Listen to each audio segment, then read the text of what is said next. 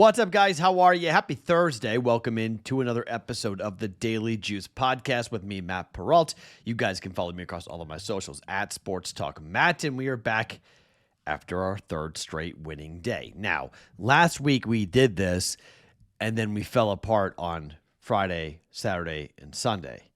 But winning Monday, winning Tuesday, winning Wednesday, last week was a losing Monday. So maybe we've turned the tide just a little bit here, but another winning day. We are 7-2 over the last 3 days.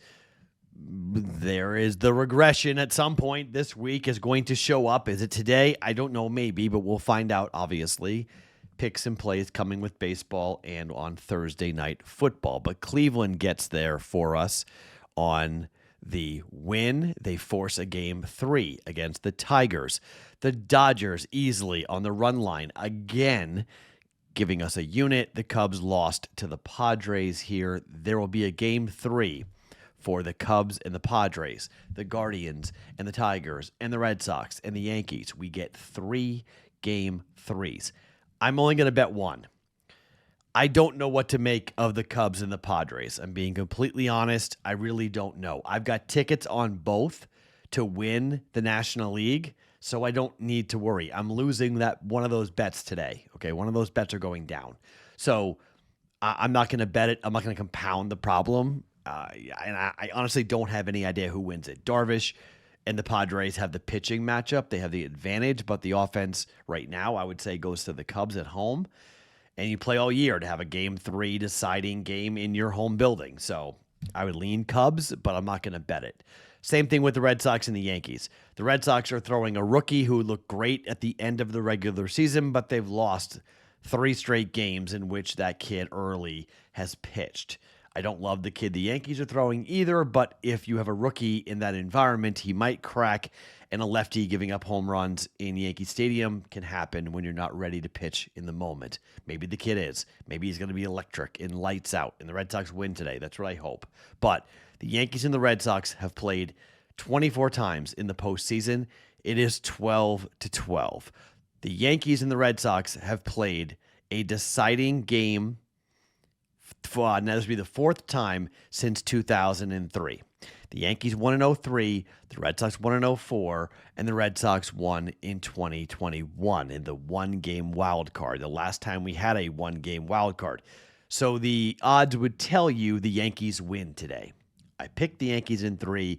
I'm not going to bet it, but I do think the Yankees win. I hope I'm wrong, but I think the Yankees at home, this is going to be a lot for the Red Sox to overcome. So I will get to the first game of the day at 3 p.m. Eastern Time, Cleveland and the Tigers, here in just 1 second. Plus, we have the Rams and the Niners tonight on Thursday Night Football in Los Angeles to break down. But before we do that, let me tell you about Hard Rock Bet. They are the sponsor of the Daily Juice Podcast. See why Hard Rock Bet Sportsbook app is top rated.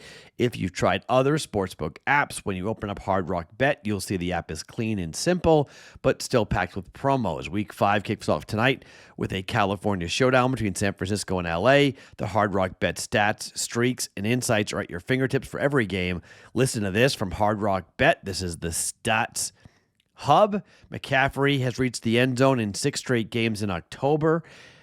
Devontae Adams has recorded 90-plus receiving yards in 5 straight games against San Francisco. And San Francisco has covered the spread in 7 consecutive games as an underdog up against the Rams. If you still haven't placed your first bet on Hard Rock Bet, it's not too late. Place your first $5 bet, and if it wins, you'll score $150 in bonus bets as your top payout. Plus, tonight on Hard Rock Bet, you can get a Thursday night parlay boost for the game. There's new promos every day. Boost your same game parlay or same game max tonight so your bet pays extra winnings. Download the Hard Rock Bet and make your first deposit today. All right. Let's start with the first game of the day with Cleveland and the Tigers. So the Guardians have been pretty bad in these game-deciding games. They're 2-5 in their last 7 winner-take-all, do-or-die situations. I don't think either one of these starting pitchers are going to hang around for much. Jack Flaherty, his last 2 games have been against the Guardians. He lost them both. 4-0 and 5-1. Now, in the month of September, Jack Flaherty has a 3.86 ERA, and I thought he was pitching yesterday. So he pitches today in Game 3. Not sure I love a guy with an 8-15 record and a 4.64 ERA to be pitching in the most important game of the season for the Tigers. That's not good. Now, Slade Giacone is going on the other side for the Guardians, and at home, he hasn't been good. I mean, let's just call a spade a spade. 4.78 ERA, a 2-4 record, opposing batting average of 250. But against the Tigers, he has a 2.25 ERA, 12 innings, 3 runs, and a 234 opposing batting average. He's been pretty good. But the last time he faced the Tigers was a long time ago, back in June. Actually, back in May. So on the 23rd of May was the last time he pitched. Oh, no, sorry. He faced off against the 4th of July. Lost to them 2-1. He beat them on the 23rd of May 3-1. So it's been a while since he's pitched against these Tigers. But I don't think he sticks around very long, okay? Any sign of trouble, the Guardians will go directly to that bullpen. And we know what the bullpen is. It's one of the best in baseball. We know what pitching can do. We know what these guys are capable of doing. We've seen it time and time again when these teams match up against each other. The total for this game is 7, okay? Let's just take a look at the regular season for these games, okay? 7 is our number. You tell me how many times it went over 7. 4-2, 5-1, 5-2, 3-1, 4-0, 7-5, 7-2, 1-0, 2-1, 5-0, 7-5, 3-1, 7-0. These teams played 13 times during the regular season, and it went over 3 times, 7. Okay? The Guardians don't hit. They scored 6 runs yesterday. I don't know how many runs they scored today. The Tigers scored 1 run yesterday, and in the first game of this series, they scored 2 runs. So 3 runs in 2 games for the Tigers, 7 runs in 2 games here for the Guardians. And the total for this game, and you can shop around here and look around, I got a 7. I'm looking at ESPN Bet at the moment, and ESPN Bet's all the way down to 7.5. So you can get better numbers. Okay, Hard Rock Bet's down to 6.5. So they're already taking the lead here at the under. I got 7, and only ESPN Bet's at 7.5. I don't have access to that here in Vegas, but if you do, there's a better number in the marketplace at 7.5 to go get ESPN Bet. I got 7. I'm taking the Guardians to win this game. I think the bullpen arms, I think they'll do enough, but I think it's like a 3-1 or a 3-2 win for the Cleveland Guardians here today. It's going to be a hard-fought, tight, stress-induced baseball game, but I don't like Jack Flaherty today, and I think the bullpen, even if Giacone pitches well, I think the bullpen comes in early for the Guardians. I think they get the W here. I'm going money line with the Guardians at -105 and the Cleveland and Detroit under 7 at -110 for 1.1 units. So 2 bets in baseball on the first game. Again, I don't know what the Cubs and Padres or Red Sox Yankees are going to do. I'm just going to sit back and watch. As I said, I got 2 futures on Cubs and the Padres, and I can't because I'm too emotionally connected to the Red Sox and the Yankees. Screw the Yankees, go Red Sox. But I picked the Yankees in 3, so I think the Yankees win today. But before I tell you about the football game here tonight for the Rams and the 49ers, let me tell you a bit about my other show, The Bostonian versus the Book. This will air at 1 p.m. Eastern Time on YouTube. Afterwards, it is on YouTube. It's on X, Twitter at Boston versus the Book, and on an audio podcast wherever you guys get your audio podcasts. Full breakdown of San Francisco and the Rams. I'll be joined by Adam Bjorn of Bet Chris Arizona. We'll break down the game. We'll talk about what's happening. We'll get an expert opinion. Adam is a professional gambler and also a bookmaker, so we'll get his thoughts on this big football game, plus all the big college games and NFL games coming up this weekend. That's the Bostonian versus the Book, 1 p.m. Eastern Time live, and wherever you get your podcasts afterwards on a replay for BVB. Now, to the game tonight. Rams and the 49ers. Everyone is hurt for the 49ers. Like, everyone. Okay, yeah, they've got Christian McCaffrey, but no Brock Purdy, no Ricky Pearsall, no Juwan Jennings, no George Kittle, no Nick Bosa. I mean, this is getting to be ridiculous here. If you're a 49er fan, you got to be thinking to yourself, what's next? Like, how in the world do we play football without all these players? The Niners, without Nick Bosa, they're just a different defense all the way around. They got beat by Jacksonville last week. Jacksonville. Now they're on the road. Stafford beat the Colts. The offense has been amazing, and you can make a really strong case for Puka Nacua to be the MVP of the league so far. He's been the best wide receiver. He leads the NFL in targets, receptions, and receiving yards. Like, what? The Niners defense is not going to be able to get enough pressure to get Matthew Stafford off of his spot, and he's going to pick apart this defense. The Niners had 4 turnovers against the Jaguars. That's unbelievable. But I just think it's too many injuries. It's too much to overcome here. This game was on the show I do every Tuesday with Pat Fitzmaurice for our look ahead in early lines to fire on. I told you to bet 5.5. Some of you did that. I did that.